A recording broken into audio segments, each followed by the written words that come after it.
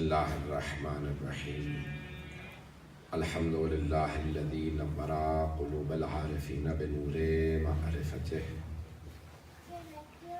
واثبت فؤاد انبیائہ و اولیائہ بقصص الانبیاء والمرسلین واکمل ایمان المسلمین والمؤمنین بولایت علی امیر المؤمنین علیہ السلام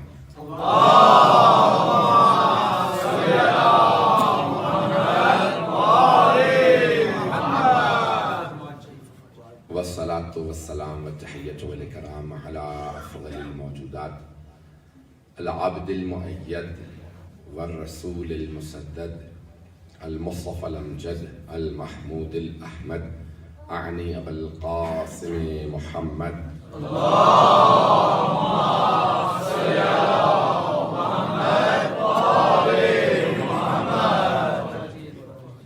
وعلى روحه ونفسه وسحره ومسيحه سيد الاتقياء والأصفياء مولى الموالي امام المتقين علي بن ابي طالب اللهم صل على محمد وآل محمد وعلى أوصيائه لا سيما بقية الله في الذين روحي وأرواح العالمين لتراب مقدمه الفدا واللعنة الدائمة على أعدائهم أجمعين من الآن إلى قيام يوم الدين أما بعد فقد قال علي بن أبي طالب عليه الصلاة والسلام أنا أول من صدق رسول الله صلى الله عليه وسلم صلوات على محمد وعلى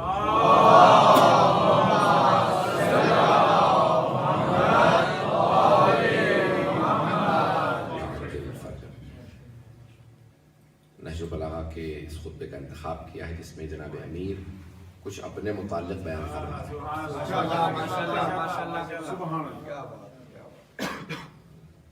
بے زبان دیگر فضائل علی بے زبان علی۔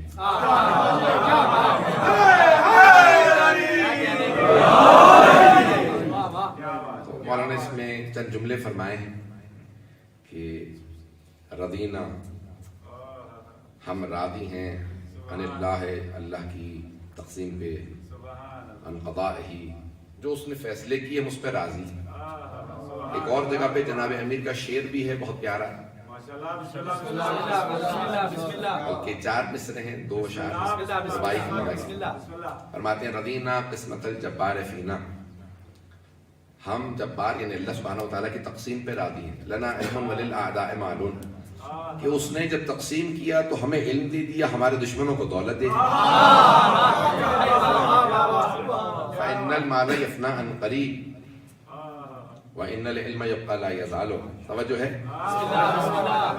مولا کے 4 مصرے دہرا رہا ہوں دوبارہ کہ رضینا قسمت الجبار فینا، رضینا قسمت الجبار فینا، لنا علم وللأعداء معلوم فإن المال يفنى عن قریب وإن العلم يبقى لا يزال۔ کہ ہم جبار کی خدا کی تقسیم پہ راضی ہیں، اس نے ہمارے لیے علم چنا ہے، دشمنوں کے لیے مال چنا ہے۔ بے شک مال دولت ان قریب فنا ہو جائے گا، علم کو لازوال ہے، علم لازوال ہے، اسے کوئی بھی زوال نہیں آئے گا۔ عزیزان گرامی، جن کا علم ہو اس علم کو زوال نہیں، وہ جو علم والے ہیں انہیں کیسے زوال ہے؟ یہاں مولا فرماتے ہیں کہ ہم اللہ کی قضاء و قدر کے اوپر راضی ہیں، اور کہا کہ ہم نے کبھی بھی شکوہ نہیں کیا، جس طرح سے نظام چلتا رہا۔ تو اسی خطبے کے اندر آگے جا کے کہتے ہیں اور میں وہ ہوں کہ سب سے پہلے جس نے جناب رسالت مآب کی تصدیق کی، جو صادق نبی کی صداقت کی تصدیق کرے اسے صدیق کہا جاتا ہے۔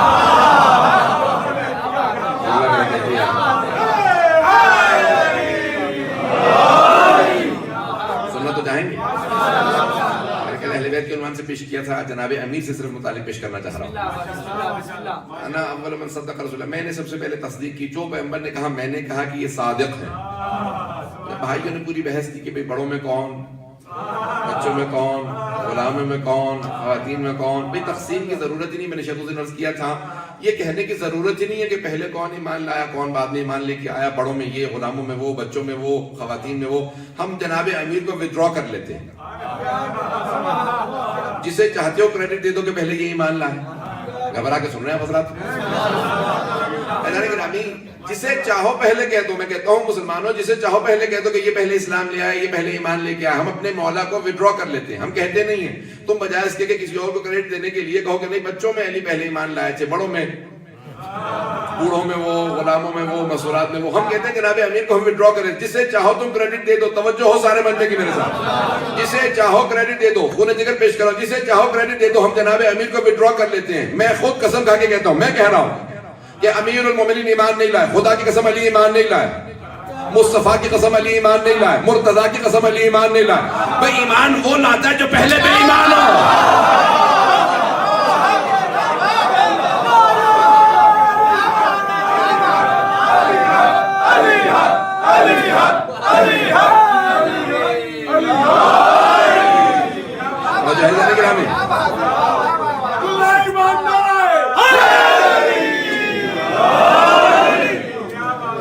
جناب امیر علیہ السلام فرمانا اول من صدق رسول اللہ، میں نے سب سے پہلے تصدیق کیا. اب آئیے ذرا لفظ اسلام میں نے کہا نا کہ کوئی بھی چیز چرانے کی اجازت نہیں ہے، چاہے القاب ہی کیوں نہ ہو. القاب بھی چرانے کی، سنیں گے اسلام میں القاب بھی چرانے کی اجازت نہیں. جناب امیر کے بہت بڑے بڑے القاب ہیں اور آپ نے خود فرمایا جامع ترمذی کے اندر ہے کہ علی بن ابی طالب کہا کرتے تھے انا صدیق الاکبر وانا الفاروق الاعظم ولا یقول بعدی الا الکذب. میرے علاوہ جو بھی کہے، میں صدیق اکبر ہوں، میں فاروق اعظم ہوں، میرے علاوہ جو بھی کہے گا وہ جھوٹا ہوگا.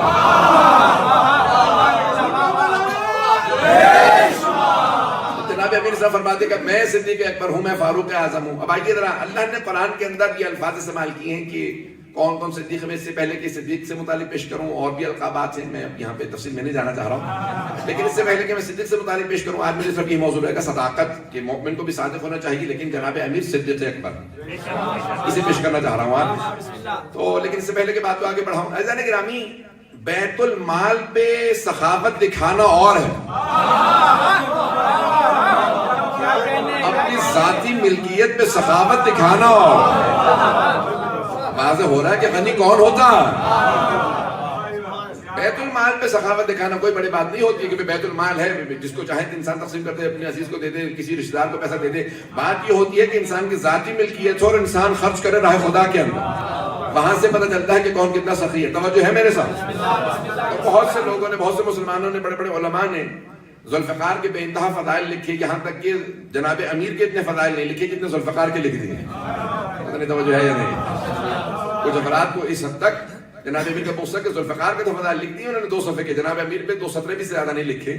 تو کہا کہ جب ذوالفقار ایسی تلوار تھی آسمان سے نازل ہوئی، 2 منہ تھے اس کے، توجہ ہے. تو سرور کائنات سے صحابہ نے پوچھا یا رسول خدا تلوار کے اس کے 2 منہ کیوں ہیں؟ تلوار کا تو ایک منہ ہوتا ہے، آسمان سے آئی اور اس کے 2 منہ. تو کہا کہ اس کے 2 منہ اس بات کی علامت ہے یہ حق و باطل میں تمیز رکھتی ہے. کتنے لوگ ہیں میرے ساتھ مجھے نہیں معلوم. یہ تلوار حق و باطل میں تمیز رکھتی ہے. تلوار حق و باطل میں تمیز رکھتی ہے. توجہ، تلوار حق و باطل میں تمیز رکھتی ہے. یہ حق کو بھی پہچانتی ہے، باطل کو بھی. ہر آدمی کے ہاتھ سے بلند نہیں ہوتی، اسی کے ہاتھوں میں آتی ہے جو حق و باطل کی تمیز رکھتا ہو. تو جو حق و باطل میں تمیز رکھتا ہے اسے کہا جاتا ہے فاروق. جو حق و باطل میں تمیز رکھتا ہے اسے کہتے ہیں فاروق. فاروق اعظم وہ ہوگا جس کے لیے ذوالفقار آئے، یا وہ ہوگا جو میدان سے بھاگ جائے.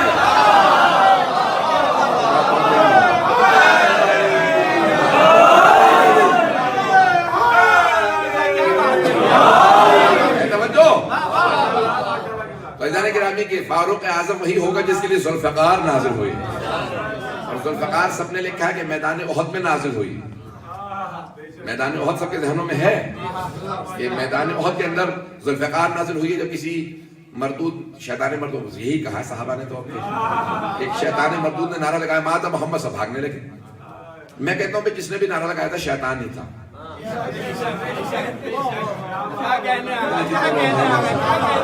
میں تو کچھ کہہ نہیں رہا. صحابہ نے کہا کہ شیطان مردود نے نعرہ لگایا تھا. میں کہتا ہوں جس نے بھی نعرہ لگایا تھا شیطان ہی تھا. نعرہ لگایا ایک آدمی نے کہ مات محمد، محمد مارے گئے. سب کے سب ایک دوسرے نعرہ لگایا فرو، بھاگو. پھر یعنی فرار کرنا ہے، بھاگنا. سب کے سب بھاگنے لگے. جناب امیر نے ایک مرتبہ فوراً احد کے میدان پہ چڑھے، جناب سرور کائنات کو ہاتھوں میں بلند کیا اور آواز دے کے کہا ہذا محمد رسول اللہ، ہذا محمد رسول اللہ، ہذا محمد رسول. اب سمجھ میں آ رہا یہ ہذا، یہ رہے اللہ کے رسول محمد مصطفیٰ، یہ رہے اللہ کے رسول محمد مصطفیٰ. اب سمجھ میں آیا غدیر میں پیغمبر نے ہاتھوں میں کیوں جا کے کہا.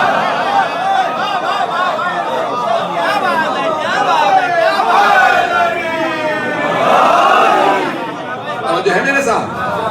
اور جناب سرور کائنات نے کہا یا علی آپ نے اس وقت رسالت کا تعارف کروایا تھا، آج میں ولایت کا تعارف کروایا. اور آپ نے بھی کہا تھا ہاذا، وہاں پہ اشارہ. میں بھی کہہ رہا ہوں من کنت مولا فہذا علی مولا، جس کا میں مولا ہوں اس کا علی مولا ہے. وہاں پہ غدیر خم کے میدان کے اندر سے نہیں، مجھے صرف احد کے میدان کے دو جملوں کو پیش کرنا ہے کہ جب سب جا رہے تھے جناب امیر نے ہاتھوں پہ جناب سرور کائنات کو، لوگوں نے پوچھا بھی کہ یا علی جب سب بھاگ گئے تھے تو آپ کیوں نہیں بھاگے؟ گھبرا رہے ہیں آپ کہ یا علی جب سب بھاگے تھے آپ کیوں نہیں بھاگے؟ کہا پہلے ان سے پوچھو جو بھاگ گئے تھے کہ وہ کیوں بھاگے، میں پھر بتاؤں گا میں کیوں نہیں بھاگا. تو کہا کہ آپ لوگ کیوں بھاگے تھے؟ کہا بھئی ایک آدمی نے نعرہ لگا دیا وہاں تھا محمد. تو ہم نے کہا کہ جب رسول خدا رہے نہیں تو اب لڑنے کا فائدہ کیا.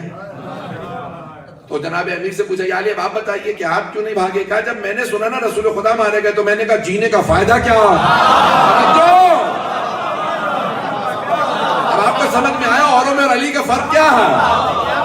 جناب امیر نے کہا کہ جناب سرور کائنات اگر ان کی شہادت ہوگی تو جینے کا فائدہ نہیں، تو آپ ڈٹے رہے میدان میں. ایک مرتبہ سرور کائنات تو ابھی میں خود جا کے پہاڑ پہ چڑھ کے دیکھ کے آیا ہوں کہ احد کے پہاڑ پہ روایات میں تھا کہ ایک مرتبہ پہاڑ کھلا اور جناب امیر نے سرور کائنات کو وہاں پہ کھڑا کر دیا کہ بھئی یہاں پہ حفاظت رہے، کوئی ایسا نہ ہو کہ کوئی آگے بڑھ کے شہید کر دے. تو میں گیا دیکھنے کے لیے، تو یقین مانی آج بھی پہاڑ میں فاصلہ ہے اور ادھر کا حصہ ادھر سے جب دیکھے تو لگتا ہے کہ یہ جدا ہوا ہے جہاں پہ جناب پتہ نہیں توجہ ہے.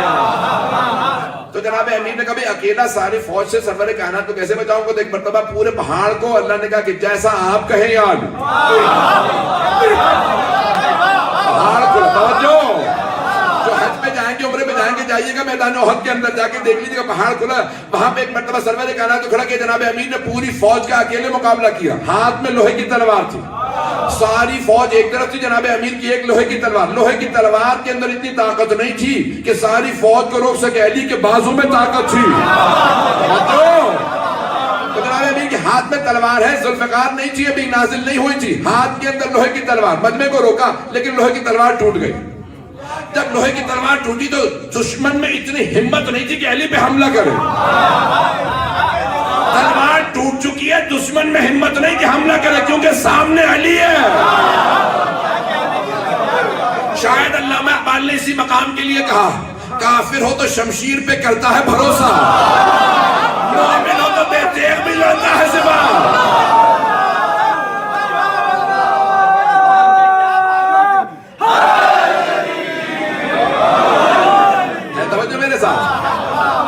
جناب امیر نے ایک مرتبہ مقابلہ کیا، تلوار ٹوٹ چکی لیکن مجمع رک جاتا، پوری کی پوری فوج رک جاتی. جناب امیر نے ایک مرتبہ سر اٹھا کے سرور کائنات کو دیکھا کہ یا رسول اللہ میری تلوار ٹوٹ گئی. اور جناب حبیب خدا نے ایک کھجور کے درخت کی ٹہنی کو توڑ کے جناب امیر کی طرف پھینکا کہ یا علی اس سے مقابلہ کیجئے. کوئی اور ہوتا تو کہتا یا رسول اللہ ان کی لوہے کی تلواریں یہ. اور کھجور آپ دیکھتے ہیں کہ لکڑی بھی نہیں ہوتی، چھال کی طرح سے ہوتی، بہت نرم ہوتی ہے. کہا میں اس سے کیسے مقابلہ کروں؟ رکھا وہ ٹوٹ گئی. دوسری مرتبہ پھر اسی سے مقابلہ کیا. تیسری مرتبہ جب ٹہنی ٹوٹی تو ایک مرتبہ اللہ نے کہا رحمت پروردگار کو جلانا ہے، جلال خدا کو جلانا. وہاں سے کہا جبرائیل جنت سے ذوالفقار لے اور جا کے علی کے ہاتھ میں دے دے. وہاں سے جناب جبرائیل چلے اور قصیدہ پڑھتے جا رہے تھے لا فتح الا علی.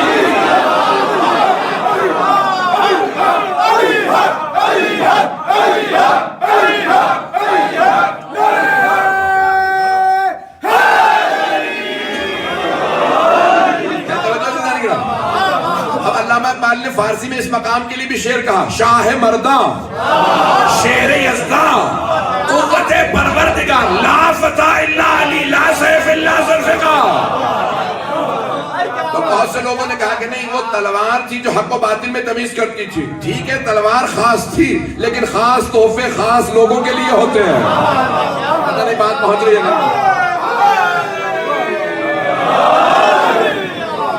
خاص تلوار تھی اس لیے خاص کے لیے تھی. گرامی جس کے ہاتھ میں ذوالفقار ہو وہ فاروق اعظم ہوگا. جو حق و باطل میں تمیز کرے یہ کوئی اور ہوگا. مجھے مجبور کر رہے ہیں کچھ کہنے میں.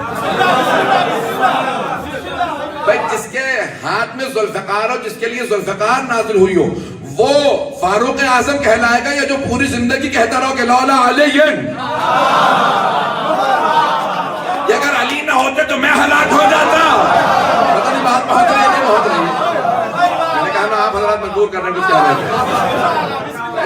میں نے ابھی صرف اور صرف ایک جملے کو پیش کیا ہے. دو میں بات پیش کر چکا ہوں. جو آج میں نے کہا تھا صدیق سے متعلق وقت کے اندر بات کو میں مکمل کروں گا کہ اب قرآن نے لفظ صدیق استعمال کیا. سنیں گے نا آج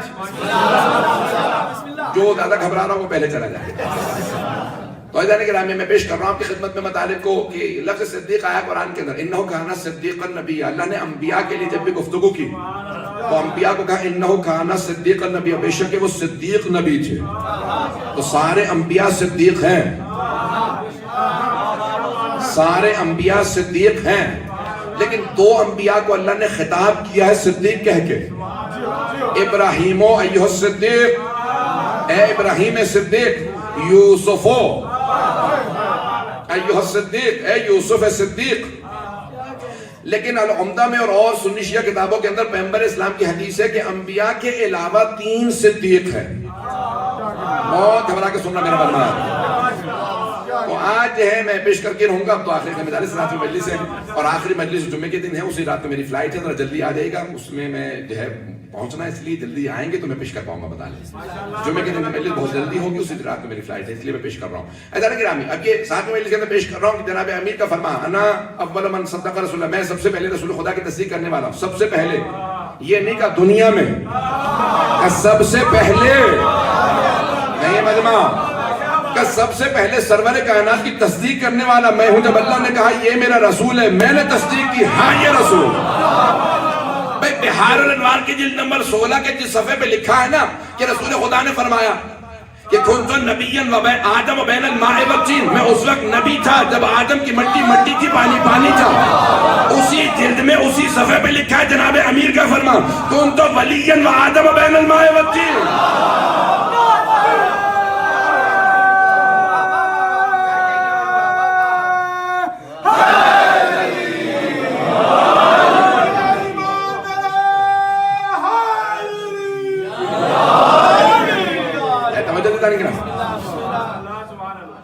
رسول خدا نے فرمایا کہ میں اس وقت بھی نبی تھا جب آدم کی مٹی مٹی تھی پانی پانی تھا. جناب امیر نے کہا میں اس وقت بھی ولی تھا.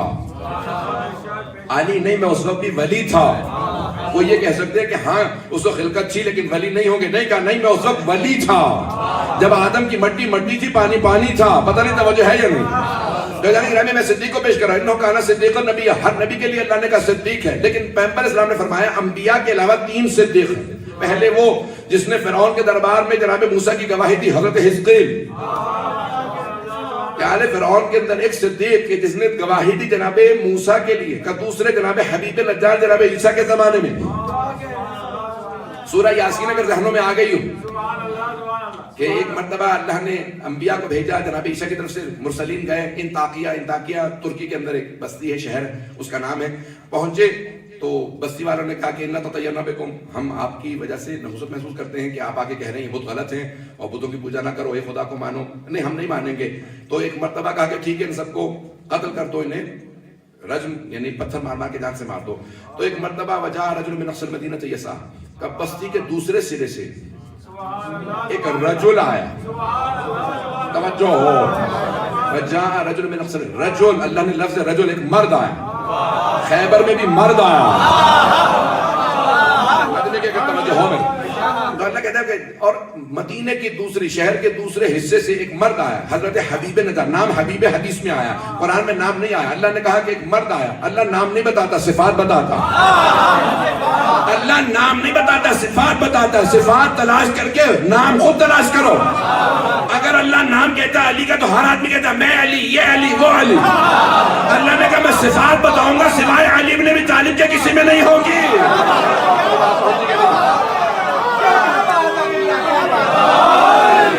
سوائے علی ابن ابی طالب علیہ السلام کے کسی میں وہ صفات نہیں ہوگی جو اللہ صفات قرآن میں بتایا. تو ایک مرتبہ کہا کہ دوسرے سرے سے انبیاء کی تصدیق کرنے کے لیے ایک مرد آیا، رجل یسعی، بہت تیزی سے پہنچے جناب حبیب نجار، اور کہا کہ بھئی مت مارنا ان انبیاء کو، میں گواہی دیتا ہوں. تو جناب سرور کائنات کہتے ہیں جو صادق انبیاء کی تصدیق کرے وہ صدیق. توجہ، سچائی کی تصدیق کرے وہ صدیق. ایک مرتبہ حضرت حبیب نجار ہے، ان کی قوم نے انہیں کنویں میں پھینک دیا، پتھر مار مار کے جان سے ان کو شہید کر دیا. تو سارے کے سارے ملائکہ کے لیے وہ جگہ چمکتی ہے کہ پروردگارہ کیا ہے یہاں؟ کہا حبیب نجار. اب قرآن میں ان کا جملہ لکھا کہ شہادت کے بعد جو انہوں نے کہا اللہ نے یاسین میں لکھا. سورہ یاسین قلب قرآن ہے. یا لیت قومی یعلمون بما غفر لی ربی وجعلنی من المکرمین. کاش میری امت کو پتا ہوتا اللہ نے میرا کیا مقام بنایا، اس نے مجھے مکرمین میں قرار دیا. تو دوسرے صدیق حضرت حبیب نجار. توجہ ہو، پھر پیغمبر فرماتے ہیں کہ تیسرا صدیق علی ہے، وہ ہے صدیق اکبر. علی سے سارے کے سارے انبیاء کی جو تصدیق کرنے والے کا ان میں سے یہ تین ہے صدیق. ان دونوں کو صدیق اور علی ہے صدیق اکبر. جو سب سے بڑے نبی کی صداقت کی تصدیق کرے وہ صدیق اکبر. میں نے جملہ کہہ دیا، مجھے وضاحت کے لیے دلیلوں کو پیش کرنا ہوگا. اگر سننا چاہیں گے دلیل پیش کروں گا، سنیں گے تمام حضرات. تو ایک مرتبہ سرور کائنات کا علی ہے صدیق اکبر، اور جناب امیر خود بھی فرما دیتے ہیں انا صدیق الاکبر، میں صدیق اکبر. سارے صدیقوں میں سب سے بڑے صدیق جناب امین ہے، صدیق اکبر. عزیزان گرامی، صدیق کون ہوگا؟ جس کی سب سے بڑا جھوٹ ہے شرک. سب سے بڑا جھوٹ ہے شرک. جس نے بتوں کی پوجا کی ہو وہ صدیق نہیں ہو سکتا.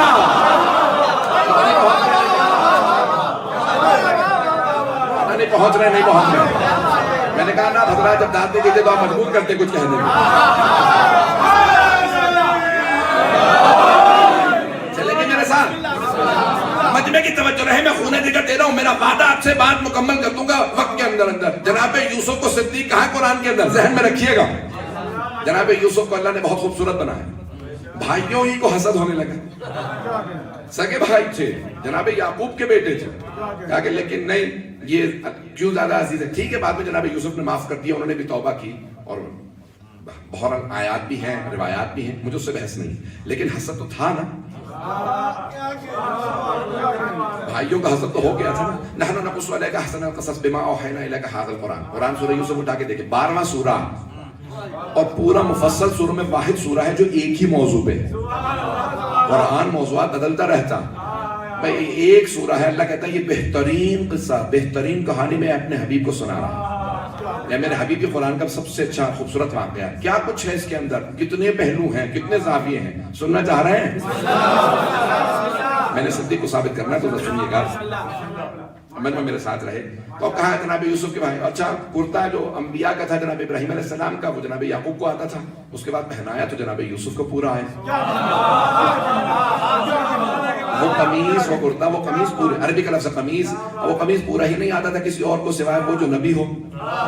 تو نبوت کا بچپنا بتاتا، نبوت کا امامت کا بچپنا بھی بتاتا ہے. نبوت ہے، عصمت ہے. توجہ بھائی، بچپنا بھی ہو نبی اور امام کا تو بچپنا بتا دیتا ہے کہ غیر معصوم سے مقابلہ نہ کرنا ہمارا.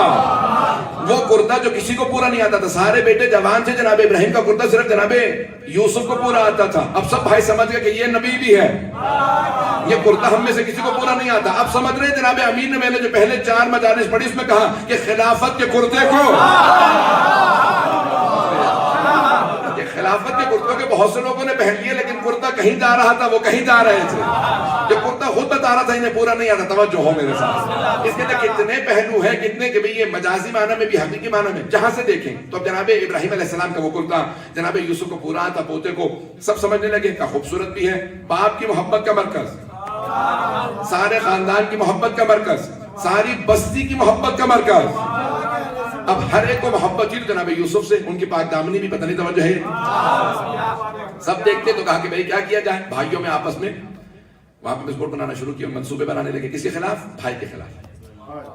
اب 10 بھائی اس میں شامل، 12 بھائی ہیں جناب یوسف مل کی، جناب یوسف سمیت، ایک ہے چھوٹے ان سے بنیامین، باقی 10 پڑے۔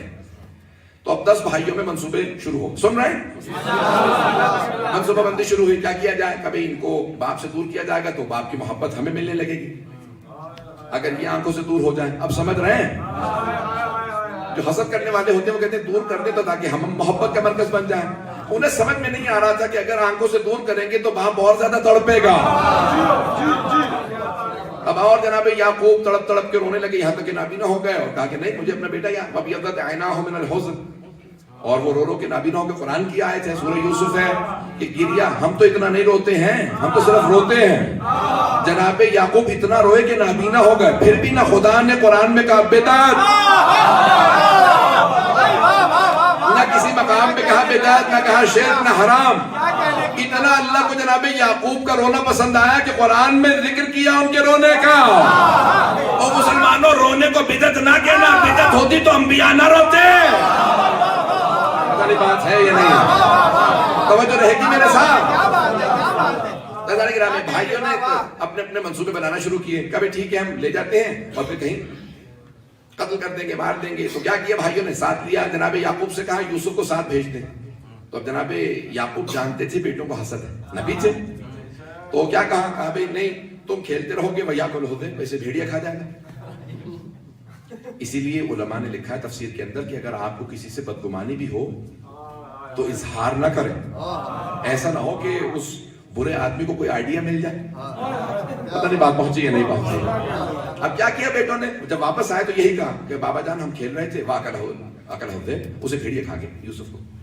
اور کیا وَجَاءُوا بِدَمٍ كَذِبٍ، اور جھوٹا خون لگا کے آ گئے۔ قرآن کی آیت ہے، جھوٹا لگا خون لگایا کسی کا بھی کا کرتا، بے جب یوسف ہی کو بھیڑیا لے گئے تو کرتا کیوں چھوڑ گیا؟ پتہ نہیں توجہ ہے یا نہیں؟ یہ باپ نے اظہار کیا تھا کہ تم کھیلتے رہو کہ بھیڑیا کھا جائے گا۔ اچھا کہا کہ یہ کرتا ہم لے کے آئے، جناب یوسف کا خون ہے، بھائی کا ہمارے خون ہے، اور اسے بھیڑیا کھا گئے۔ جناب یعقوب نے فوراً آواز دی بھیڑیے کو، توجہ، ایک مرتبہ بھیڑیے کا آواز دی، بھیڑیا آیا۔ بھائی جس بھیڑیے پہ انہوں نے الزام لگایا تھا کہ اسی کو بلایا تھا؟ نہیں، انہوں نے کسی بھیڑیے کو بلایا، کہ بھیڑیا ایک مرتبہ بھیڑیا آیا اور جناب یعقوب نے سوال کیا، کہ تو نے یوسف کو کھایا؟ عبرانی زبان میں درندہ تھا بھیڑیا، پھر بھی بول اٹھا۔ عبرانی زبان میں اللہ نے طاقت دی کہ جواب دے۔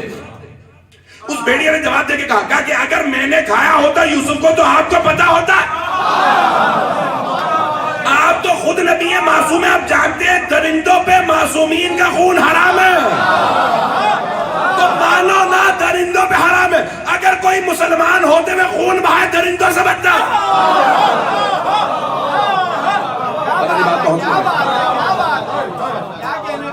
ایک مرتبہ کہا کہ یہ بھیڑیا تو کہہ رہا کہ بھیڑیے نے نہیں کھایا۔ کبھی چلے گئے لے جا کے، کیا کیا ہے میں منصوبہ پورا بتا رہا ہوں۔ انہوں نے کہا نہیں، اب وہ گرا دیا تھا، تلاش کرنے پھر باپ کے ساتھ چلے گئے۔ تلاش کرنا بتا رہا ہے کہ زندہ تلاش کرتے رہے۔ بھائیوں میں بہرحال بہت سی چیزیں ہوئیں۔ اس دوران ایک نے کہا احرقوا اقتلوہ، قتل کر دو۔ تو ایک بھائی تھے، نام تھا لاوی، انگلش میں لیوی بائبل کے اندر آیا، ایک عربی میں کہتے ہیں لاوی۔ سنیں گے؟ تو لاوی نے ایک جملہ کہا کہ نہیں قتل مت کرو، ہے تو ہمارا بھائی۔ تو دوسرے نے کہا احرقوا، پھر آگ لگا دیتے، زندہ جلا دیتے، قرآن کی آیت ہے۔ تو لاوی نے دوبارہ کہا کہ نہیں آگ مت لگاؤ، ہمارا بھائی تو ہے۔ وہ زندہ جلانے پہ تیار تھے ایک بھائی۔ کہا پھر کیا کیا جائے؟ کہا کہ پھر ہم اس کو کنویں میں ڈال دیتے، پھر غیابت الجب، یعنی کنویں کے اندر۔ تو جناب لاوی نے کہا ٹھیک ہے کنویں میں ڈال دو، کم از کم کوئی پانی جب لینے آئے گا تو بچا کے ساتھ تو لے جائے گا، زندہ تو رہے گا، مارا تو نہیں جائے گا۔ پتہ نہیں توجہ ہے یا نہیں؟ میں لاوی کو محبت تھی، ایک بھائی کو محبت تھی، توجہ ہو۔ یہ قرآن کی تفسیر میں کہیں جملہ نہیں دیکھا، میری اپنی محنت ہے، میں ایک جملہ پیش کرنا چاہ رہا ہوں۔ اس جملے پہ قرآن کی اس آیت کے اس لفظ کے اوپر میں نے بڑی کوشش کی ہے، سوچ کے بڑے بڑے علماء کو پیش کیا، سب نے مجھے داد دی ہے۔ آپ کو بھی اگر سمجھ میں آئے تو خاموش نہ رہیے گا۔ ایسا گرامی میں نے اس پہ بڑا سوچا کہ یہاں پہ جناب لاوی نے کہا کہ قتل مت کرو، آگ مت لگاؤ، مت، کیوں بار بار کہتے رہے کہ نہیں مت مارو، ہمارا بھائی ہے۔ جب جناب یوسف عزیز مصر بنے اور انہیں تخت ملا تو انہوں نے سارے بھائیوں کو جمع کیا، بھائیوں نے توبہ کی، معافی مانگی۔ تو ایک مرتبہ جناب یوسف نے کہا آج تو میں عزیز مصر ہوں، اسی مصر میں فرعونوں کی حکومت آ جائے گی۔ فراعنہ جمع ہے فرعون کی، کہا فراعنہ ایک کے بعد ایک فرعون آتے رہیں گے۔ یقتلون ابناکم یستحیون نساءکم، تمہاری بیٹیوں کو زندہ رکھیں گے، بیٹوں کو قتل کرتے جائیں گے. تو اللہ کیا کرے گا؟ میرے اس بھائی لاوی کی نسل سے ایک نبی بھیجے گا، اس کا نام ہوگا موسیٰ. کچھ لوگ پہنچ گئے، باقی ابھی بھی انتظار میں. کہ اللہ میرے اس بھائی لاوی کی نسل سے ایک نبی بھیجے گا، نام موسیٰ ہوگا، وہ تمہیں فرعون سے نجات دے گا. میں نے ایک اصول اخذ کیا، یہاں پہ پیش کرنا چاہ رہا ہوں. کسی مفسر نے لکھا، خدا کی قسم بڑی محنت ہے، میری محنت کو ضائع نہ کیجیے گا. بہت سوچا، علماء سے پیش کیا، ایک اصول اخذ کیا کہ جناب لاوی کی نسل میں کیوں جناب موسیٰ ہے، جناب یوسف کی نسل میں کیوں نہیں؟ توجہ، پروردگارہ جناب یوسف نبی ہے، ان کی نسل میں رکھتا تو اپنے نبی موسیٰ کو، کہ نہیں لاوی کی نسل میں. تو جو اصول میں پہنچا ہوں پیش کر رہا ہوں کہ نہیں، میرے اس بھائی لاوی کی نسل سے اللہ ایک رسول بھیجے گا، نبی نام موسیٰ ہوگا، تمہیں فرعون سے نجات دے گا. پروردگارہ لاوی کی نسل میں کیوں؟ تو میں اس نتیجے پہ پہنچا ہوں، خدا جواب دے گا کہ کیونکہ لاوی کو میرے یوسف سے محبت تھی. ابھی نعرہ نہیں آیا کہ لاوی کو میرے نبی سے محبت تھی. اصول یہ ہے، جسے میرے نبی سے محبت ہو، میں اس کی نسل میں اپنی نبوت بھیجتا ہوں، میں اسی کی نسل کے اندر پیغام رکھتا ہوں. عصمت وہاں آتی ہے جو نبی سے محبت کرے. لاوی نے یوسف سے محبت کی، موسیٰ ان کی نسل میں، ابو طالب نے محمد سے محبت.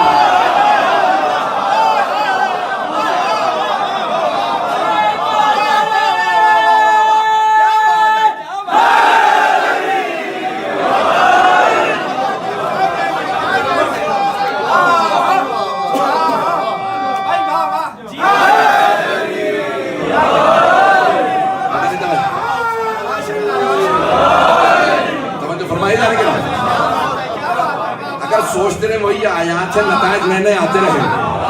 تو غور کرنے سے اس نتیجے پہ پہنچا کہ جناب لاوی کو اللہ کے نبی سے محبت تھی، تو اللہ نے جناب موسیٰ کو جناب لاوی کی نسل میں رکھا. جناب ابو طالب کو رسول خدا سے محبت تھی، اللہ نے 12 اماموں کو ان کی نسل میں رکھا.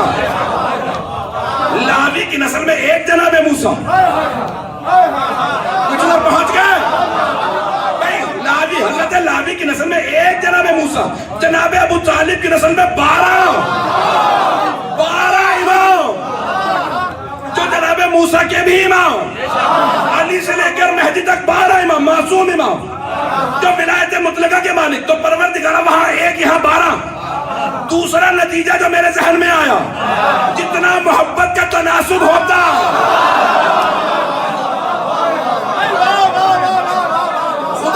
نوازتا، جتنی لاوی کا محبت تھی ان کی نسل میں ایک جناب موسیٰ، جتنی جناب ابو طالب کو محبت تھی اللہ نے اس محبت کی وجہ سے 12 امام.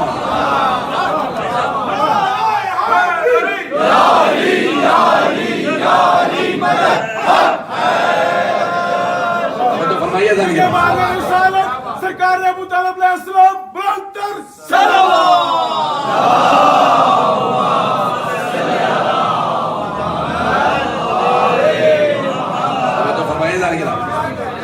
اب یہ جناب ابو طالب کو محبت اتنی زیادہ تھی کہ اللہ نے کہا ابو طالب وہاں لاوی کو جتنی محبت تھی اتنی نبوت رکھی، اور آپ کی جتنی محبت تھی میں نے اپنے 12 امام آپ کی نسل میں رکھے. توجہ ہو، یہاں روک کے ایک آیت کو پیش کرنا چاہ رہا ہوں، اگر سننا چاہیں. سورہ رحمان، علماء کہتے ہیں جب بھی جنت کا نقشہ آپ نے ذہن میں بٹھانا ہو تو سورہ رحمان پڑھ لیں. پتہ نہیں توجہ ہے. اور جب جنت کا تذکرہ آتا ہے نا تو مومن کو بہت خوش ہونا چاہیے، کیونکہ ان کے وطن کا تذکرہ آ رہا ہے.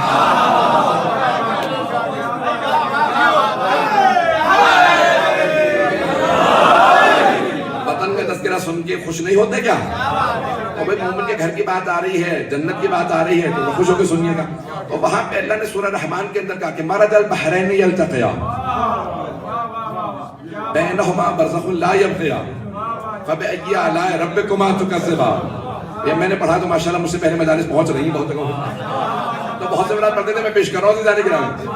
جب یہاں پہ روک کے پیش کر رہا ہوں کہ جناب سورہ رحمان کے اندر اللہ نے کہا کہ 2 سمندر ہیں جو ساتھ ساتھ چلتے ہیں. مرج البحرین یلتقیا بینہما برزخ لا یبغیان. دونوں کے درمیان میں برزخ ہے، نہ اس کی حقیقت ختم ہوتی ہے نہ اس کی حقیقت ختم ہوتی ہے. اے جنوں انسانوں فبأی آلاء ربکما تکذبان، اپنے رب کی کون کون سی نعمت کو جھٹلاؤ گے؟ یخرج منہما اللؤلؤ والمرجان، ان دو سمندروں سے دو نعمتیں حاصل ہوں گی، ایک لؤلؤ دوسرا مرجان، دو قیمتی پتھر۔ ادھر گرامی پانچویں امام سے روایت ہے کوکب درری کے اندر، کیا فرمایا؟ مرج البحرین سے مراد علی و فاطمہ، مرج البحرین یلتقیان، کہا کہ یہ یہاں پہ مراد علی و فاطمہ جو حسین میں ادھر گرامی اس سے پہلے کی آیات ہے حل جزاء الاحسان الا الاحسان، کیا احسان کا بدلہ سوائے احسان کی اور کچھ ہو سکتا ہے؟ تو مسلمانوں نے دو محسن اسلام لکھے، ایک ہے جناب ابو طالب، دوسرے ہے جناب خدیجہ، یہ ہے محسن اسلام۔ اب سن لیجئے میرے استدلال کو، حدیث امام کی پیش کروں گا اپنے استدلال کے اوپر، بغیر شاہد کے کوئی مطلب نہیں پیش کروں گا۔ تو اللہ نے کہا حل جزاء الاحسان الا الاحسان، کیا احسان کا بدلہ سوائے احسان کے اور کچھ ہو سکتا ہے؟ اے ابو طالب آپ نے میرے دین پہ احسان کیا، اے خدیجہ آپ نے میرے دین پہ احسان کیا، اے ابو طالب میرے خزانے میں جو سب سے انمول ہے وہ ہے علی، میں نے اپنا علی آپ کو دیا، اے خدیجہ میرے خزانے میں جو سب سے انمول بی بی ہے وہ ہے فاطمہ، اے خدیجہ میں نے اپنی فاطمہ آپ کو دی، حل جزاء الاحسان الا الاحسان۔ اے ابو طالب، اے خدیجہ آپ کی حیثیت محدود تھی، جو کچھ تھا دے دیا، میں اب آپ کو لامحدود بنا رہا ہوں، میں علی و فاطمہ دوں گا، حیثیت لامحدود ہو جائے گی۔ مرج البحرین یلتقیان بینہما برزخ لا یبغیان، کہ دونوں میں ایک برزخ ہے جس کا نام ہے محمد مصطفیٰ، یخرج منہما اللؤلؤ والمرجان، کہ دو موتی حاصل ہوں گے، ایک سبز ہوگا دوسرا سرخ، جو سبز ہوگا وہ حسن مجتبیٰ، جو سرخ ہوگا وہ حسین ابن علی۔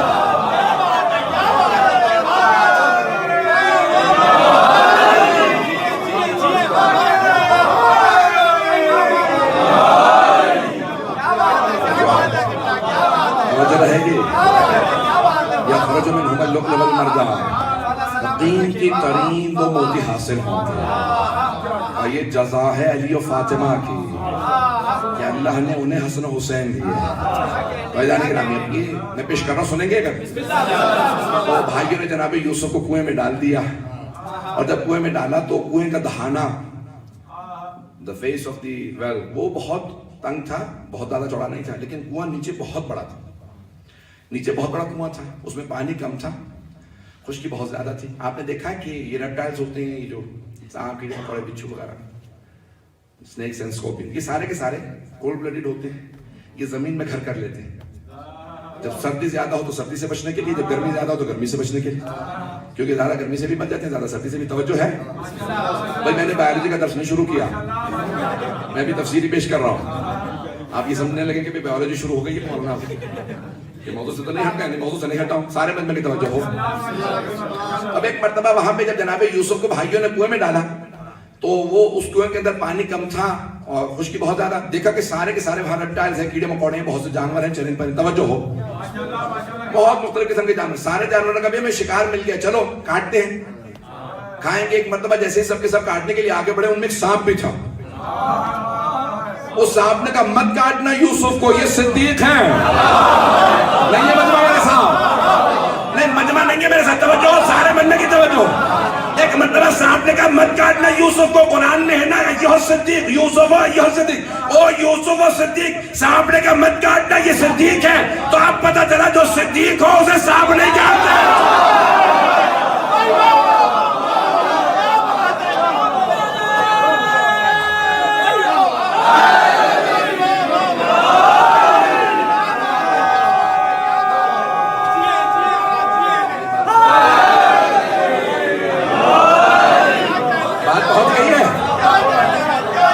پہنچ گئی ہے،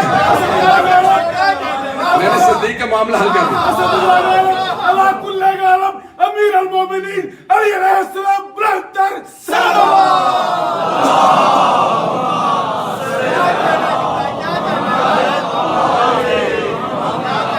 توجہ ہے زیادہ نہیں گرا، اس نے خود کہا کہ مت کاٹنا یہ صدیق ہے، توجہ ہے۔ اب پتہ چلا جو صدیقوں سے سانپ نہیں کاٹتے، اور اگر خود ہی کہتے مجھے سانپ نے کاٹ لیا تو پھر یہ مانو وہ یا سانپ نہیں ہے یا یہ صدیق نہیں ہے۔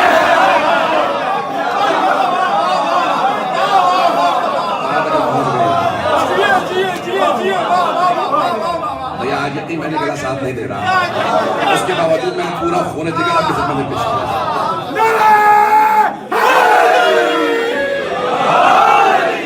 بات پہنچ گئی ہے سر؟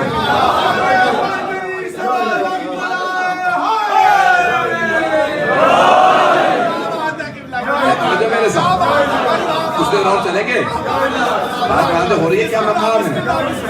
عزیزان گرامی، کیا نظام قدرت کہ اللہ سبحانہ و تعالیٰ وہ تمام نظام ایسا رکھتا ہے کہ خود نظام بتائے گا، خود قرآن بتائے گا وارث کون، نہج البلاغہ کا متکلم بتائے گا، خطیب نہج البلاغہ خود جناب امیر بتائیں گے میرا مقام کیا۔ کہا میں وہ ہوں جس نے سب سے پہلے رسالت مآب کی تصدیق کی۔ تو آگے بڑھنا چاہ رہا تھا، ایک حدیث پیش کروں گا، اس کے بعد تمام کر دوں گا موضوع کو۔ عزیزان گرامی، جہاں پہ دیکھ رہا ہوں کہ کتنی طاقت ہے، آج سینے اور گلے میں دم نہیں ہے، میں مسلسل یہاں پہ سوچ رہا تھا کہ آ گیا ہوں، یہاں پہ کوئی جانتا نہیں ہے، آرام کروں گا، یہاں پہ آنے کے بعد یہاں پہ آرام بالکل ہی نہیں مل رہا۔ اور پھر بھی ہمارے میزبان جتنے بھی ہیں وہ بتا رہے ہیں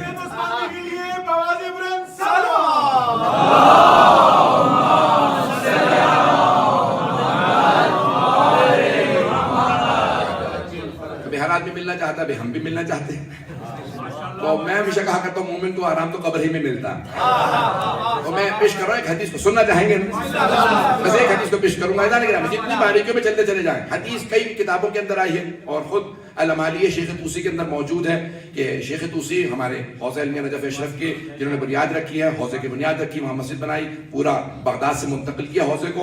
تو ان سے سوال کیا گیا، کبھی انہوں نے جو اپنی کتاب کے اندر حدیث لکھی ہے، کیا کہ جناب امیر علیہ السلام نے فرمایا، کہا کہ رسول خدا کا اللہ نے نور بنایا اور ان کے نور سے عرش کو بنایا، توجہ ہو، کہا پھر میرا نور بنایا، میرے نور سے کرسی کو بنایا، توجہ، وسع کرسیہ السماوات والارض، کہ زمین و آسمان کو، پھر کہ سیدہ کے نور کو بنایا، کہ زمین و آسمان کے تمام کی تمام چیزوں کو جناب سیدہ کے نور سے بنایا، تمام کی تمام زمین و آسمان کو، کہ پھر حسن مجتبیٰ کو بنایا، ان کے نور سے جنت کو بنایا، حوروں کو بنایا، کہ پھر حسین کو بنایا، ان کے نور سے ان کے شیعوں کو بنایا۔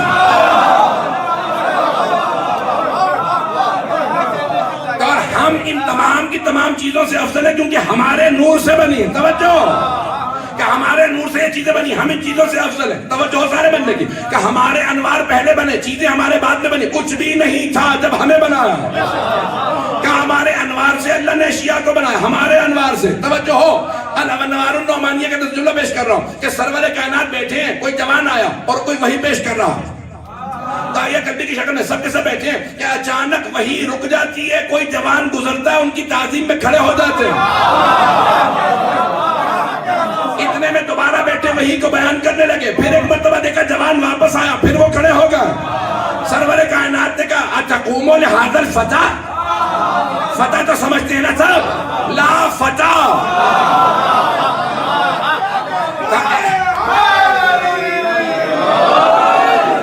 اے جبرائیل کیا آپ اس جوان کے لیے بار بار تعظیماً کھڑے ہوتے ہیں؟ جناب جبرائیل سے سرور کائنات نے کہا اتقوموا لہذا الفتى، دنیا کو معرفت کروا رہے ہیں جناب امیر کی، کہا اتقوموا لہذا الفتى، کہ اس جوان کے لیے آپ بار بار کھڑے ہوتے ہیں، کہ ولماذا اقوم لمن علمنی، میں اس کے تعلیم میں کیوں کھڑا نہ ہوں جس نے مجھے تعلیم دی؟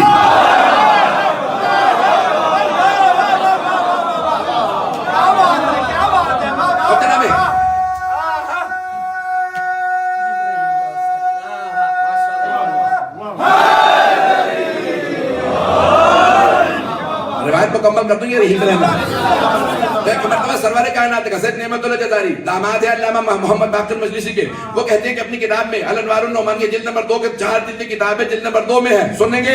کہا کہ لماذا تقوم، کہا کہ میں اس کے لیے کیوں تعظیماً کھڑا نہ ہوں جس نے مجھے تعلیم دی؟ کہا کب علی نے آپ کو تعلیم دی؟ کہا اللہ نے ہمارے نور کو خلق کے سارے فرشتے نور کی مخلوق ہیں، ہماری طرح سے پیدا ہو کے جوان نہیں ہوتے، خلق کر دیے جاتے ہیں، کہ جیسے خلق ہوا سوال ہوا من انت وما اسمک، تو کون ہے، تیرا نام کیا، ومن انا وما اسمی، میں کون ہوں، میرا نام کیا، کہ میں متحیر پریشان تھا، ابھی خلق ہوا فوراً سوال ہو گیا، کہ اسی جوان کا نور سامنے آیا اور کہا قل، جواب میں کیا کہ انت رب الجلیل و اسمک الجلیل، پوچھنے والے تو رب جلیل ہے، تیرا نام بھی جلیل ہے، وانا عبد الجلیل اسمی جبرائیل، میں عبد الجلیل ہوں، میرا نام جبرائیل ہے، پتہ نہیں توجہ ہے کہا کہ اس وقت جب میں خلق ہوا تھا تو علی نے مجھے سکھایا میرا نام کیا ہے، میں کون، خبرات نہیں رہے ہیں۔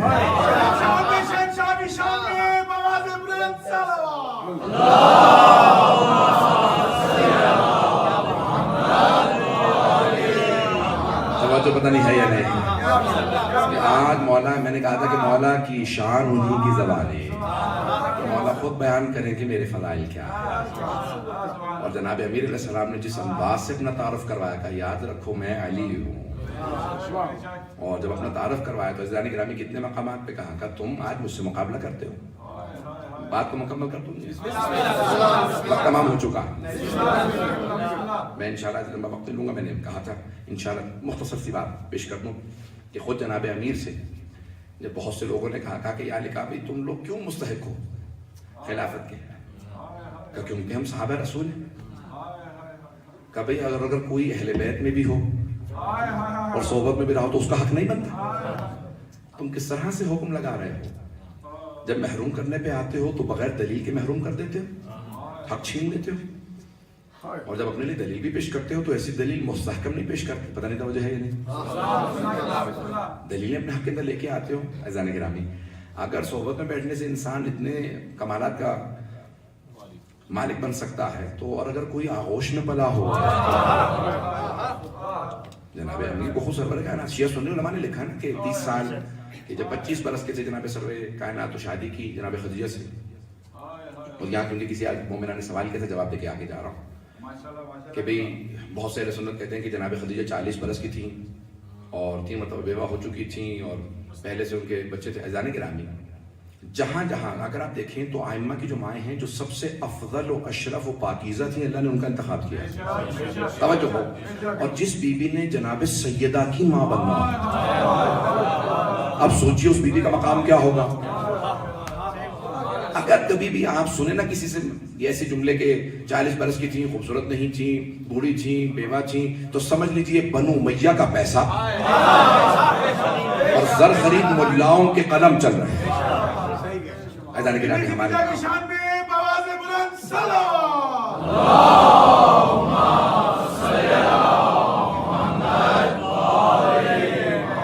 بات پہنچ گئی ہے کہ جناب خدیجہ السلام علیہ کس ہستی کا نام ہے کہ جتنے بھی افراد نے اگر کبھی کہا تو یہ بنو امیہ کا پیسہ ہے، کہ جہاں جناب خدیجہ سے متعلق ہمارے علماء نے لکھا ہے کہ وہی 25 برس کی تھی اور کوئی عرب جرت نہیں کرتا تھا رشتہ بھیجے، اتنی پاک دامنہ تھی کہ کوئی عرب جرت نہیں کرتا تھا رشتہ بھیجے۔ جب جناب خدیجہ، اچھا پھر رشتہ بھی جناب خدیجہ نے سرور کائنات کے لیے بھیجا، جناب سرور کائنات نے رشتہ نہیں بھیجا، توجہ ہو، جناب خدیجہ نے رشتہ بھیجا۔ جناب نفیسہ خاتون سے کہا کہ جاؤ جا کے جناب ابو طالب سے بات کرو، اور جب رشتہ بھیجا، کیوں جناب خدیجہ نے رشتہ بھیجا جبکہ اسلام میں مستحب ہے کہ مرد رشتہ بھیجے، توجہ ہو، جناب سرور کائنات نے رشتہ نہیں بھیجا، جانتے ہیں کیوں؟ تاکہ کبھی کوئی بد عقیدہ یہ نہ لکھے محمد نے دولت دیکھی تھی،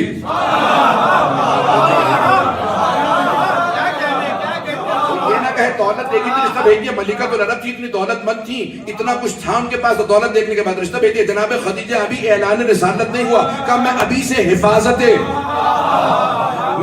حفاظت کر کے رسالت کی بتاؤں گی کہ میں ایمان رکھنے والی ہوں، جس میں سیدہ کی ماں بننا، سوچیے مقام کیا ہے۔ ہم بتائیں جب آئیں تو جناب نفیسہ خاتون نے کہا جناب ابو طالب سے، کہا کہ جناب خدیجہ الکبریٰ کا رشتہ لے کے آئی ہوں، کہ پہلے بھتیجے سے بات کیجیے، جن کے لیے رشتہ آیا انہیں سے بات کیجیے۔ جناب سرور کائنات کے بعد جب نفیسہ خاتون آئی، کہا کہ آپ کے لیے رشتہ لے کے آئی ہوں، تو کہا کہ میرے چچا سے بات کیجیے، کہا ان سے پہلے بات کر چکی ہیں، انہوں نے کہا کہ آپ سے بات کروں، کہا پھر مجھے چچا سے مشورہ کر لینے دیں۔ بھئی یہ سرور کائنات اتنا اہتمام کیوں کر رہے ہیں بار بار کہ ان سے بات کیجیے، میں ان سے بات کروں گا؟ یہ دنیا کو سمجھا رہے ہیں جس سے رسالت مشورہ کرے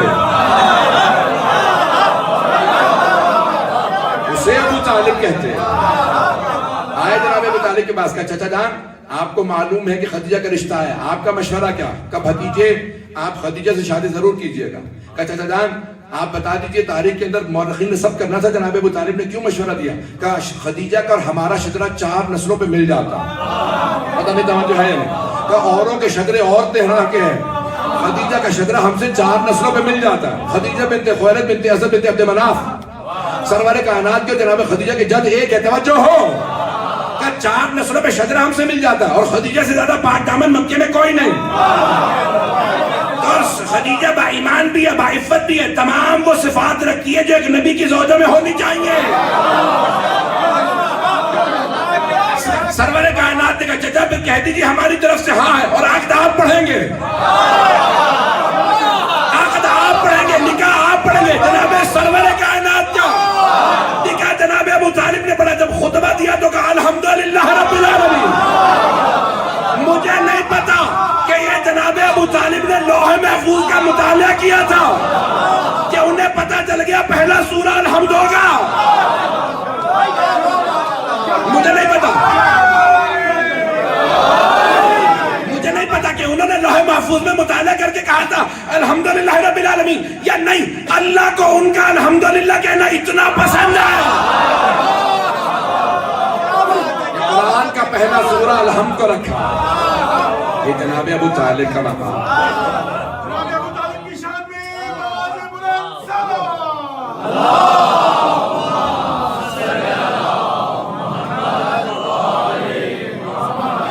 جو ہے نا، میں بات کو مکمل کر رہا ہوں. اب آپ کو جو پیش کرنا چاہتا تھا کہ جناب ابو طالب جناب خدیجہ سے متعلق دو جملے میں نے کہے، یہ اتنا جناب ابو طالب سے کیوں لوگوں کو بغض ہے؟ بھئی اتنے اور صحابہ موجود ہیں جن کے باپ کافر مرے ہیں، کسی اور سے تمہیں اتنی عداوت نہیں ہے، ان کا نام لے دیتے. جناب ابو طالب سے کیوں اتنی عداوت ہے؟ کیونکہ جناب ابو طالب کا ایک جرم ہے، وہ ہیں جب بھی لکھا جائے نا علی تو لکھا جائے گا ابن ابی طالب. اگر جناب ابو طالب کسی اور صحابی کے باپ ہوتے تو ان کے فضائل ہی فضائل ہوتے، لیکن وہ ہیں جناب امیر کے والد کے تو بہت سارا علی کا ہے. ان لوگوں کے دلوں کے اندر نکالا جناب ابو طالب سے ہے، پتہ نہیں توجہ ہے یا نہیں. اور مسلمانوں نے یہی لکھا، صحیح بخاری میں بھی یہی موجود ہے کہ جناب سرور کائنات آئے کان میں کہا چچا جان کلمہ پڑھ لیجیے میں آپ کی شفاعت کر دوں گا. توجہ ہے؟ میرے کان میں آگے کہا چچا جان آپ کلمہ پڑھ لیجیے میں شفاعت کر دوں گا. تو ایک بات تو واضح ہوئی نا کہ بخاری شفاعت کو مانتے ہیں. بات پہنچے کہ نہیں پہنچے؟ شفاعت کو تو مانتے ہیں نا بھائی. بہت سے تو ممکن ہے نا کہ شفاعت نہیں ہے، تو اس نے کہا کہ نہیں شفاعت کر دوں گا، پہلی بات. دوسری بات، جو انسان کسی کے کان میں بات کہتا ہے نا وہ اس لیے کہتا ہے تاکہ دوسرے نہ سنیں. پتہ نہیں بات پہنچ رہی. اگر سرور کائنات کان میں کچھ کہہ رہے تھے تو کان میں کہنے کے بعد مقصد ہی فوت ہو گیا کہ وہاں جتنے لوگ موجود تھے ان سب نے سن لیا کہ کہا چچا جان آپ کلمہ پڑھ لیجیے میں شفاعت پر توجہ ہو. بھئی جب کان میں کہہ رہے تو سنا تم نے کیسے؟ مجھے تعجب ہے مسلمانوں پہ، سننے پہ آئے تو کان میں کہیں بات سن لیں اور نہ سننے پہ آئے تو غدیر کا چیخ چیخ کے اعلان ہو رہا نہیں سن رہے.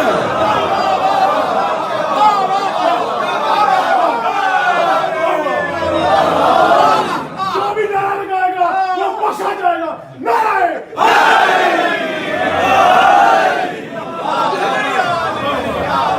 جو فرما رہے ہیں مجھے تعجب ہے مسلمانوں میں، سننے پہ آتے تو کان میں کہیں بات سن لیتے اور نہ سننے پہ آئے تو چیخ چیخ کے اعلان ہو رہا من کو تو مولا. سننے کو تیار ہی نہیں. سب نے تعجب ہے. اے جانے کہ ہمیں جتنی باریکیاں دیکھتے چلے جائیے گا آل محمد آپ کو جدا نظر آئیں گے. میں بات کو مکمل کر کے بس مسائل کی طرف آ رہا ہوں کہ اب وہ 3 راویوں کی جلدی نام سن لیجیے جنہوں نے یہ روایت کی ہے. 3 راوی ہیں اس کی کہ جناب سرور کائنات کان میں کھا چلا. آپ کون کون ہیں 3؟ پہلے ابو ہریرہ جو بھی مسلمان ہی نہیں ہوئے تھے، پتہ نہیں بات پہنچ رہی ہے نہیں. 3 راوی ہیں سن رہے ہیں. تو پہلے ابو ہریرہ ہیں جو 9 ہجری میں مسلمان ہوئے. جناب ابو طالب کا وصال ہوا ہے مکے کے اندر، وہ بھی مدینے میں، ابھی وہ بھی وہیں تھے جہاں پہ پیدا ہوئے تھے، ابھی مدینے آئے ہی نہیں ہیں اور انہوں نے روایت بھی کر دی ہے. پتہ نہیں بات پہنچ رہی نہیں. تو انہوں نے نہیں بیان کہ وہ کہتے ہیں کہ میں اچھا. پھر دوسری بات وہاں پہ وہ کہتے ہیں کہ صحیح بخاری میں لکھا ہے کہ قریش کے سردار موجود تھے. جہاں سردار بیٹھے تھے تو وہاں کیا کر رہا تھا؟ نہ تو سردار تھا، نہ کوئی تیرا قبیلے کا کوئی بیک گراؤنڈ تھا، نہ کوئی نہیں. توجہ ہے بات پہنچ رہی؟ برا تو نہیں بنا رہے؟ جہاں سردار بیٹھے تھے تو وہاں بھی اس کا کیا کام تھا؟ اچھا. دوسرا راوی عبداللہ ابن عباس جو پیدا ہی نہیں ہوئے تھے، اور تیسرا راوی ہے عبداللہ ابن عمر جو 2 برس کے، اور وہ بھی بلکہ نہ 2 کہتے ہیں کہ 2. مجھے نہیں محض اس سے متعلق. بھئی جہاں سردار بیٹھے تھے نہ تو سردار، نہ باپ، نہ دادا، نہ کوئی. اب یہ وہاں پہ کیسے موجود ہے؟ پتہ نہیں توجہ ہے یا نہیں. نہ جانے کتنا بغض ہے ابن ابی طالب کا کہ کوئی بھی بات گھڑنے کے لیے تیار ہے. عزیزان گرامی کسی نے جناب امیر سے کہا تھا پتہ نہیں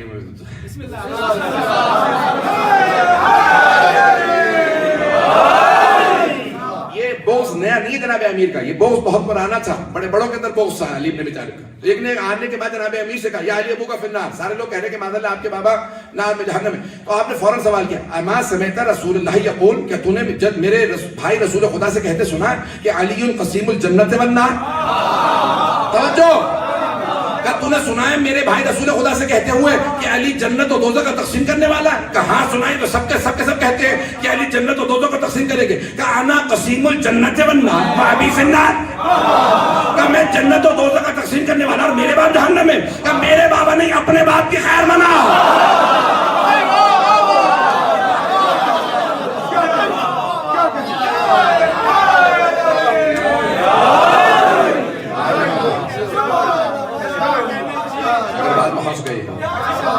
میں آج ایک گھنٹہ نہیں بولنا چاہ رہا تھا, پھر بھی آپ نے پڑھوا دیا.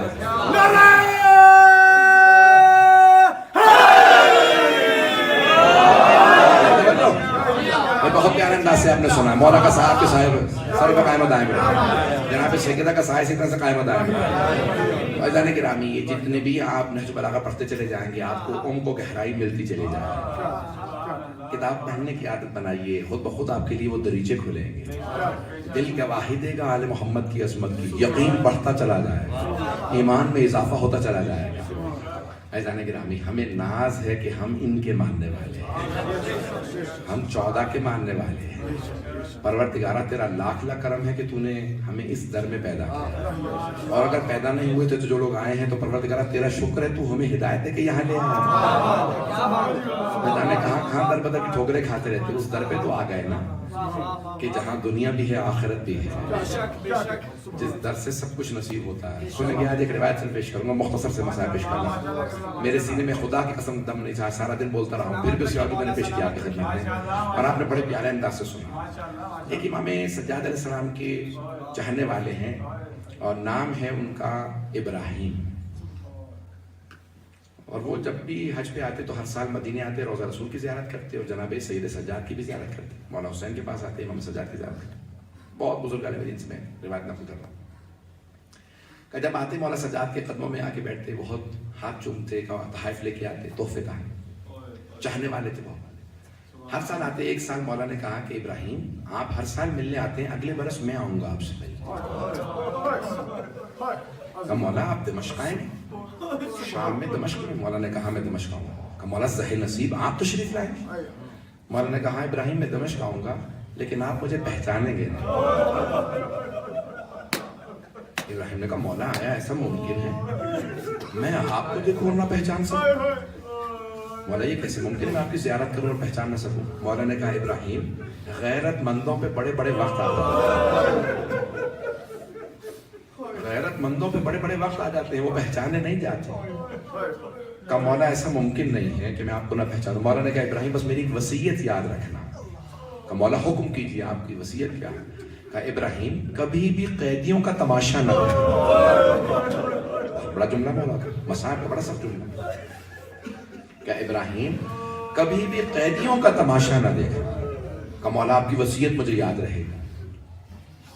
شام کے دربار کے باہر ایک زندان تھا, 2 زندان گزرے ہیں بیت کے. ایک شام کے دربار کے اندر جہاں پہ ہاتھ دکھائی نہیں دیتا, روشن دان نہیں تھا, دروازہ نہیں تھا. ابھی بھی جا کے دیکھیں نا آپ تو دروازے کئی جانے کے بعد وہاں پہ زندان. دوسرا تھا بازار کے اندر, اس میں جنگلہ لگا تھا, اس کی چھت نہیں تھی. اہل بیت پہ بارش بھی برستی تھی تو اہل بیت پہ آتی, دھوپ آتی تو اہل بیت. پتہ نہیں میں کیسے پیش کروں گا جو بھائی کوئی رونے میں بخل نہ کرے گا, ساتھ چلیے گا, ذرا محسوس کیجیے گا مسائل کو. تو اس زندان میں جو بازار میں ہے امام سجاد بیٹھے ہیں, بیویاں بیٹھی ہیں, اتنے میں وہی مولا کے صحابی ہیں ابراہیم گزر رہے ہیں. گزرتے گزرتے رک جاتے ہیں, کہیں کس قسم کے قیدی ہیں. گزرتے گزرتے واپس آئے, دیکھنے لگے کس قسم کے قیدی ہیں, کتنے مظلوم ہیں, ان کی مظلومیت عیاں ہے. کہ اچانک امام سجاد کی نگاہ پڑی, آگے بڑھے, کہا ابراہیم تمہارے مولا نے کہا نہیں تھا تماشا نہ دیکھنا قیدیوں کا. ابراہیم نے ایک مرتبہ مولا کو دیکھا, کہا تو تھا میرے مولا نے تماشا نہ دیکھنا. آپ کون ہیں, آپ کو کیسے معلوم؟ اے قیدی آپ کو کیسے معلوم ہے؟ مولا نے کہا ابراہیم پہچانا نہیں. غور سے دیکھنے لگے. کہا نہیں میں آپ کو پہچان نہیں سکا. آپ فرمائیے آپ کون ہیں؟ مولا نے کہا غور سے دیکھ. بہت غور سے دیکھتے رہے. کہا میں سید سجاد. جیسے کہا نا میں سید سجاد. جناب ابراہیم زارو قطار رونے لگے, تڑپنے لگے. کم مولا, میرے طرف دیکھیے گا, کم مولا آپ 24 برس کے جوان ہیں, یہ آپ کی داڑھی سفید کیسے ہو گئی؟ مولا پچھلے برس جب میں ملنے آیا تھا تو داڑھی سفید نہیں تھی. مولا یہ آپ کی ساری داڑھی سفید کیسے ہو گئی؟ کہا ابراہیم میں نے کہا تھا نا غیرت مندوں پہ بڑے بڑے وقت آ جاتے ہیں. اب جناب ابراہیم رونے لگے. کہا مولا مجھے کچھ حکم کیجئے, میں آپ کے لیے کیا کر سکتا ہوں؟ مولا اگر کچھ کھانے کو چاہیے میں کھانے کو لا لوں, پانی چاہیے میں پانی لا دوں. مولا نے کہا کہ ابراہیم مجھے کچھ نہیں چاہیے, ہو سکے تو مجھے 9 چادریں لا دے. ابراہیم مجھے 9 چادریں لا دے. ایک مرتبہ جناب ابراہیم تڑپنے لگے. کہا مولا آپ مرد ہیں, آپ مجھ سے امامے کا کپڑا مانگتے, مجھ سے ابا قبا مانگتے, نالین مانگتے, آپ کے نالین ٹوٹ گئے. مولا یہ آپ 9 چادریں کیوں مانگ رہے؟ کہا ابراہیم ابھی بھی نہیں سمجھے, علی کی بیٹیاں میرے ساتھ ہیں. کہا ابراہیم علی ابن ابی طالب علیہ السلام کی بیٹیاں میرے ساتھ ہیں, ہو سکے تو مجھے 9 چادریں لا دے. عجیب و غریب حالت ہے امام سجاد کی. ابراہیم تڑپنے لگے. عزیزان گرامی جب مولا سجاد واپس مدینے بھی آئے تو عجیب و غریب کیفیت تھی. جب بھی بہتا پانی دیکھتے آواز آتے ہائے نواسہ رسول, پیاسے مارے گئے. میں چند جملے پیش کر رہا ہوں, 2 سے 4 منٹ کی زحمت دوں گا. میرا وعدہ اگر آپ تصور کریں گے آنکھوں میں آنسو ضرور آئیں گے. مولا جب بھی پانی دیکھتے تو تڑپ کے روتے. مولا اگر کبھی بھی کھانا سامنے رکھا جاتا تو فوراً رو کے کہتے ہائے نواسہ رسول, پیاسا مارا گیا. مولا کی عجیب و غریب کیفیت تھی. جب بھی کوئی مولا کے سامنے کشتہ بھی جانور بھی رکھا جاتا تو مولا رونے لگتے. میں آخر جملے پیش کر رہا ہوں. جب ایک مرتبہ مولا اپنے گھر میں تھے, وضو کر رہے تھے, کوئی آدمی صحن سے گزر رہا تھا, آواز دے کے کہنے لگا رہے مسلمانوں کو کیا ہو گیا ہے, بالا خانوں پہ جانور سوا کرنے لگے ہیں. دوسرے نے پوچھا نہیں تو ایسی بات کیوں کر رہا ہے؟ کہا ابھی میں گزر رہا تھا, میرے کاندھے پہ خون کا قطرہ گرا. کیا یہ کسی نے جانور ذبح نہیں کیا, سید سجاد گریا کر رہے ہیں. کہہ رہے مولا اس طرح سے گریا کرتے ہیں کہ آنکھوں سے آنسو. میں جملہ نہیں پہنچا سکا. چند برس پہلے میں دبئی گیا, وہاں پہ بہت بزرگ عالم دین سے ملا. سی صادق شاہ صاحب ہمارے لاہور کے تھے, نجف اشرف میں آغا محسن الحکیم کے دفتر میں ترجمہ کرتے تھے. میں نے ان سے سوال کیا جب بہت بیمار تھے انتقال سے پہلے, کہ کوئی مجھے ایسا آغا محسن الحکیم کا خاطرہ سنائے جو مجھے یاد رہے.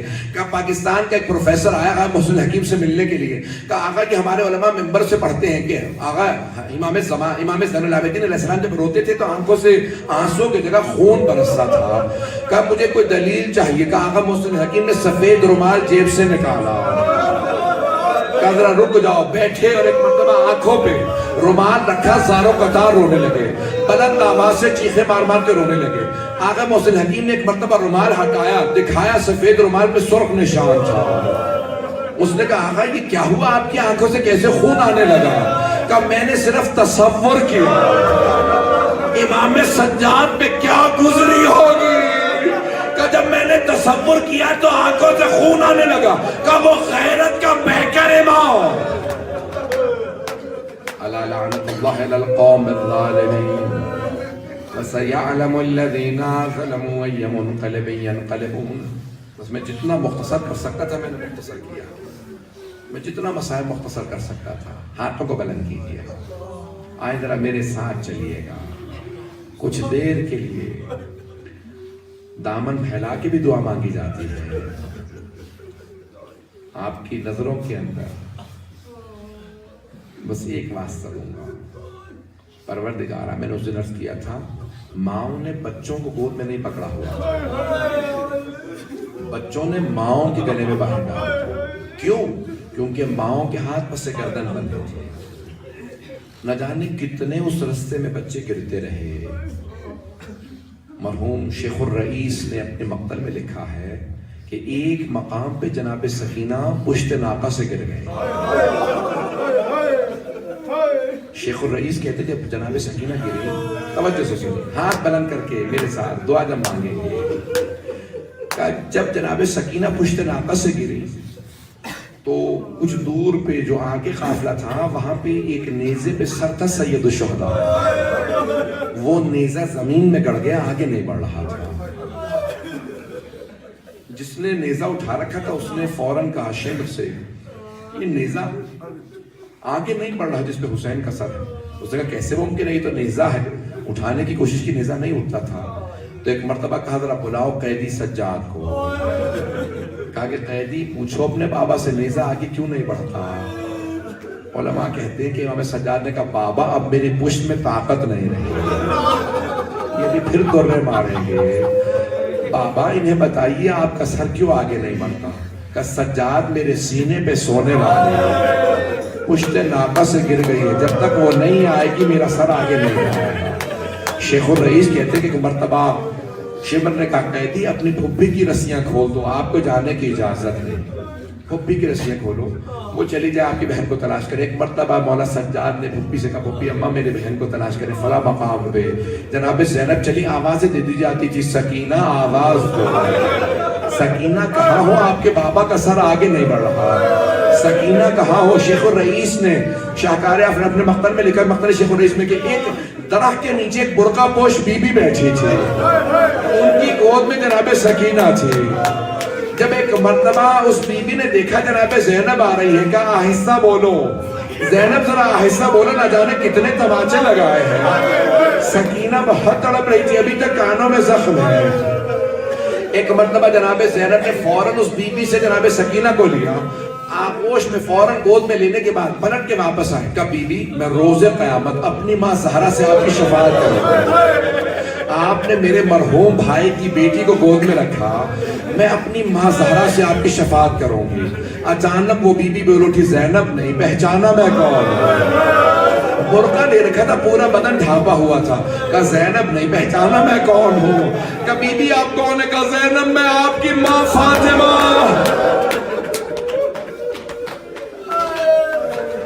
پروردگارا واسطہ ان بیویوں کا جنہوں نے اتنے مصائب دیکھے. پروردگارہ صاحب الزمان کا ظہور دیکھنا نصیب فرما, دشمنان اہل بیت کو نیست و نابود فرما, داعش و طالبان کو آل سعود کو غارت فرما, مؤمنین کی حفاظت فرما. جتنے مومن و مومنات کے ہاتھ بلند ہے کسی کو رد نہ فرما. جنہوں نے التماس سے دعا کی سب کی دعائیں مستجاب فرما. پروردگارہ جو زیارت کرنے جا رہے ہیں ان سب کی زیارات قبول فرما, خیر و عافیت سے سفر کو گزار.